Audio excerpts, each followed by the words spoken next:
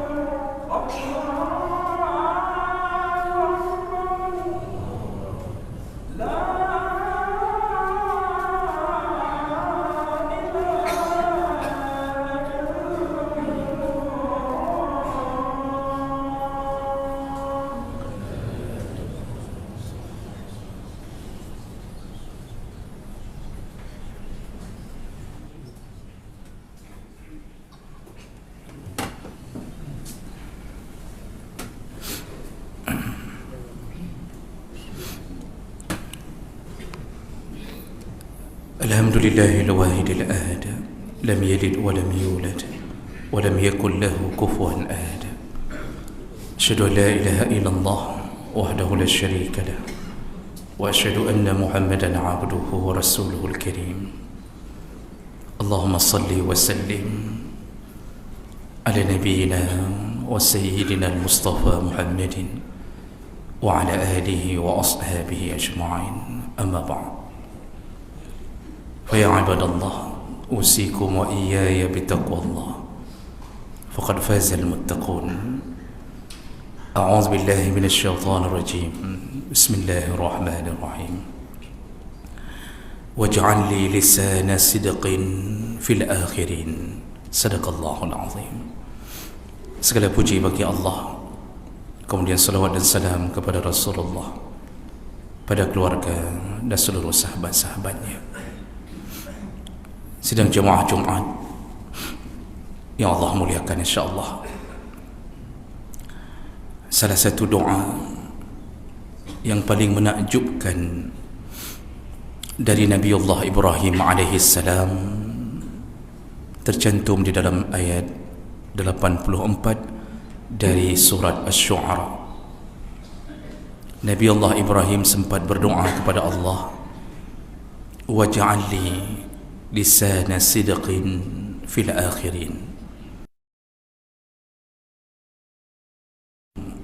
menjadi tutur kata yang baik bagi orang-orang setelahku.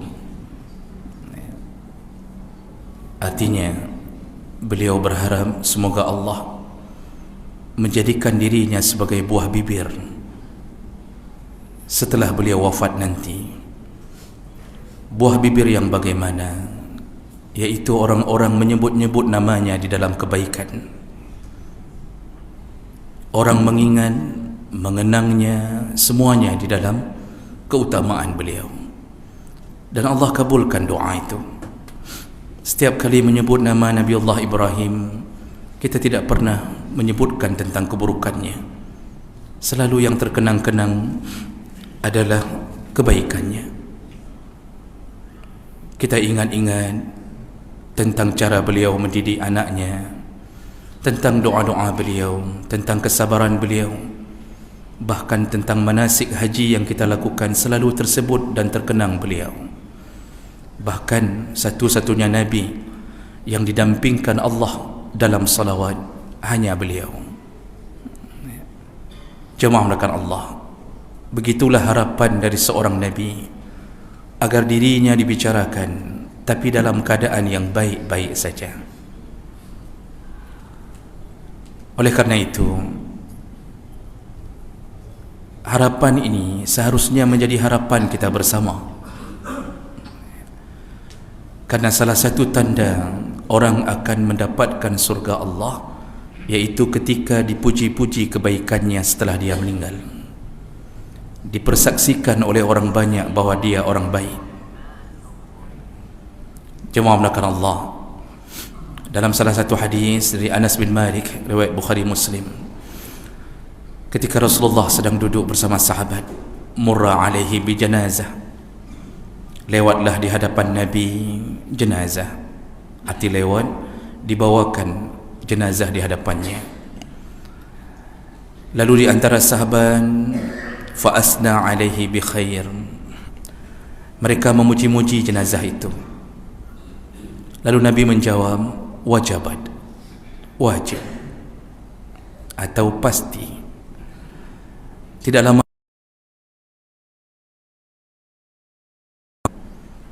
lewat lagi di hadapan Nabi sallallahu alaihi wasallam.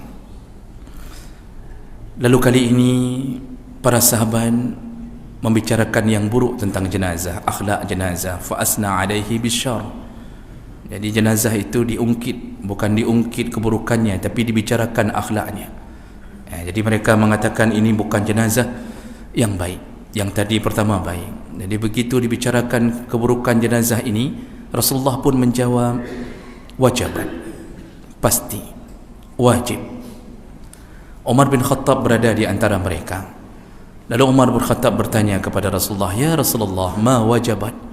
Apa yang kau maksudkan dengan wajib? Lewat jenazah pertama kami puji, engkau katakan wajib. Lewat jenazah kedua kami cela, engkau katakan wajib. Kata Rasulullah, ma asnaitum lahu bi khair wajabat lahul jannah. Maksudnya, kata Rasulullah, sebagaimana engkau memuji jenazah pertama, maka wajib bagi Allah memberikannya surga seperti pujianmu. Wa ma asnaitum alaihi bisyarr, dan ketika engkau memuji jenazah, menyebutkan keburukan jenazah yang kedua, wajabat lahu an-nar, begitulah dia juga wajib mendapatkan neraka. Wa antum syuhada'ullahu fil ard, kalianlah saksi-saksi Allah di atas permukaan bumi, kata Rasulullah sallallahu alaihi wasallam. Jemaah melakukan Allah, hadis sahih ini telah membongkar sebuah jalan menuju surga dan neraka. Ternyata pujian manusia terhadap kebaikan kita menyebabkan kita husnul khatimah dan insya-Allah surga Allah. Dan celaan manusia terhadap akhlak kita selama hidup, ternyata itu pun membuka jalan neraka. Dan Rasulullah menyebutkan, kalianlah saksi-saksi Allah di muka bumi. Artinya Allah seakan-akan mewakilkan, siapa hambaku yang layak masuk surga? Yang kalian puji kebaikannya, yang penuh dengan akhlak selama hidup, yang berbaik-baik dengan sesama manusia, yang tidak punya masalah, tidak pernah menyakiti perasaan sesama manusia. Kalau dia berhutang, dia bayarkan hutangnya. Dia tidak pernah menganiaya, menyakiti, menumpahkan darah sama manusia. Kalau lewat di depan sama mukmin, bibirnya tersenyum, wajahnya berbinar, menyebutkan ahlan wa sahlan. Dia terima tamu dengan seluruh kegembiraan. Semua memujinya, semua menyatakan dia baik. Ini menyebabkan surga. Dipuji akhlaknya, disaksikan, dipersaksikan akhlaknya. Begitu juga sebaliknya, orang-orang yang disibukkan di dunia mencelakai orang lain, menipu mereka, mengazab mereka, pernah menumpahkan darah orang, pernah berhutang sampai hari ini tidak bayar, lari dari hutang, menyebabkan rasa sakit yang berlebihan di dalam dada manusia. Kadang-kadang kita menghina manusia, merendahkannya, mengejeknya ketika dia meninggal, walaupun dipersaksikan dengan paksa oleh seorang imam yang berdiri di depan jenazah. Imam tersebut akan mengatakan, apakah jenazah ini baik? Semua kadang-kadang terpaksa menjawab baik, karena kalau tidak dijawab baik akan menimbulkan kericuhan. Maka di saat itu yang berlaku adalah hati yang berbicara. Makanya Imam Nawawi dalam syarah Sahih Muslim menjawab, yang dimaksud dalam hadis Nabi tersebut, orang-orang yang akan mendapatkan surga Allah, dipuji oleh banyak manusia, syarat utamanya ada dua. Yang pertama, orang yang memuji juga orang yang baik. Ahlul fadl, kata Imam Nawawi. Jadi begitu ditanya apakah ini orang baik, atau tersebut namanya, dicorong-corong menasah. Ketika tersebut, inna lillah, telah meninggal fulan, semua yang mendengarkan kemudian mengatakan di dalam hatinya, telah meninggal saudara kita, telah meninggal pemimpin kita, telah meninggal orang yang selama ini melindungi kita, telah meninggal orang yang baik bersama kita di dalam masjid, telah meninggal orang-orang yang satu jamaah dengan kita. Yang memuji adalah orang-orang yang baik. Maka berlakulah hadis Nabi yang tadi. Jadi tidak berlaku kalau yang memuji itu adalah orang-orang yang juga ahli maksiat, sehingga dia puji temannya sesama maksiat. Dia mengatakan baik, padahal sama-sama ahli maksiat, sama-sama pedagang sabu-sabu, lalu dia katakan selama berdagang dia baik bersama aku. Tidak berlaku. Syarat kedua, yang akan mendapatkan surga dengan pujian manusia, apa yang dipuji sesuai dengan kenyataan. Kalau tidak sesuai dengan kenyataan, maka yang berlaku adalah kenyataannya. Kadang-kadang orang tadi terpaksa menjawab jeroh, bekeh mayatnya jeroh, kita semua jawab jeroh, padahal kenyataannya tidak begitu. Itu pencuri di kampung kita, itu perampok, itu orang yang membuat keonaran di kampung kita, dia provokator di komplek kita. Walaupun ribuan orang menjawab baik, tetap kenyataannya buruk di sisi Allah Subhanahu wa taala. Oleh karena itu, kita ini selama hidup berusahalah agar kita mendapatkan banyak sekali pujian dari saudara kita. Orang yang baik tetap baik di dalam hati manusia. Jangan paksa orang untuk mengaku bahwa kita baik, tapi kenyataannya kita memperlakukan mereka dengan buruk. Rasulullah sallallahu alaihi wasallam juga pernah mengatakan kepada Umar bin Khattab, "Ma min muslimin yashhadu lahu arba'atan bi khair." Kalau ada seorang muslim yang meninggal dunia lalu dipuji, disaksikan, dipersaksikan kebaikannya oleh 4 orang, 4 orang mengatakan dia baik, apa kata Rasulullah? Fa adkhalahu Allahul jannah, maka wajib bagi orang itu masuk surga. Lalu sahabat bertanya, faqulna wa salasah ya Rasulullah, bagaimana kalau yang memuji itu cuma 3 orang ya Rasulullah? Kata Rasulullah, wa qala salasah, salasah pun, 3 pun bermanfaat untuknya, untuk membuat Allah memasukkannya ke surga. Lalu kami bertanya lagi, faqulna wa isnani ya Rasulullah, bagaimana kalau cuma 2 orang yang memuji ya Rasulullah? Kata Rasulullah, wa ithnan, walaupun 2 orang yang memujimu engkau surga. Wala yus'al an wahid, dan tidak ada seorang pun di antara kami yang bertanya bagaimana kalau 1 orang yang memuji. Seakan-akan mereka sudah yakin bahawa seandainya kami tanya bagaimana kalau 1 orang yang memuji, maka seakan-akan jawaban Rasulullah itu pun surga. Dalam hadis yang lain riwayat Ibnu Hibban dengan derajat yang marfu', Rasulullah sallallahu alaihi wasallam sempat mengatakan kepada sahabat, ayyuma muslimin yamutu, setiap orang Islam yang meninggal dunia, fayashhadu lahu 4 min jiranihi al-adnain, ada seorang yang meninggal dunia lalu kemudian dipuji kebaikannya, dipersaksikan kebaikannya oleh 4 orang tetangganya yang terdekat. 4 orang tetangganya yang terdekat. Wala ya'lamuna bihi illa khair, dan mereka selama hidup bersama orang yang meninggal ini, mereka yang tahu dari dirinya hanya baik, hanya baik, hanya baik. Tetangga yang 4 ini mengatakan, kami tidak menemukan celahnya, dia baik, selama hidup bersama kami dia baik. Apa kata Rasulullah? Allah menjawab, faqabiltu qaulakum, kuterima permintaanmu wahai para tetangga, wa ghafartu lahu ma la ta'lamun, dan ku ampunkan dosa orang meninggal ini yang kalian tidak tahu di mana dosanya dan apa dosanya.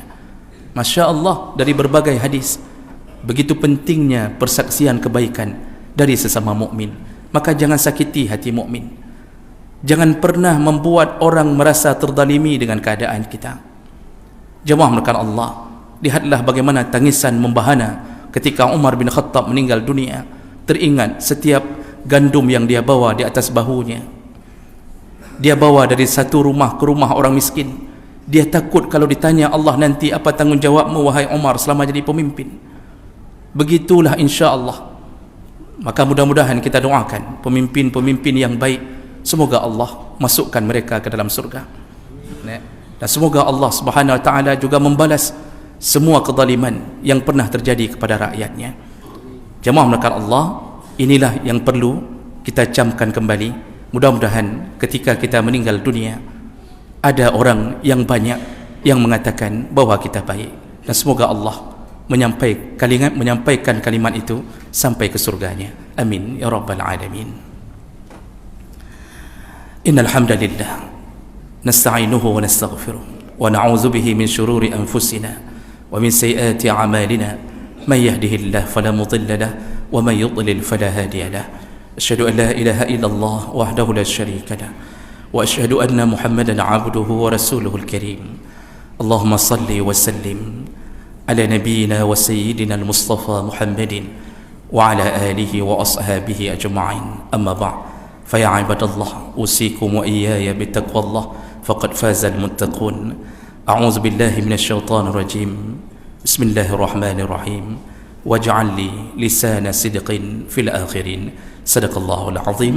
بارك الله لي ولكم في القرآن العظيم، ونفعني وإياكم بما فيه من الآيات والذكر الحكيم، وتقبل الله مني ومنكم تلاوته إنه هو السميع العليم.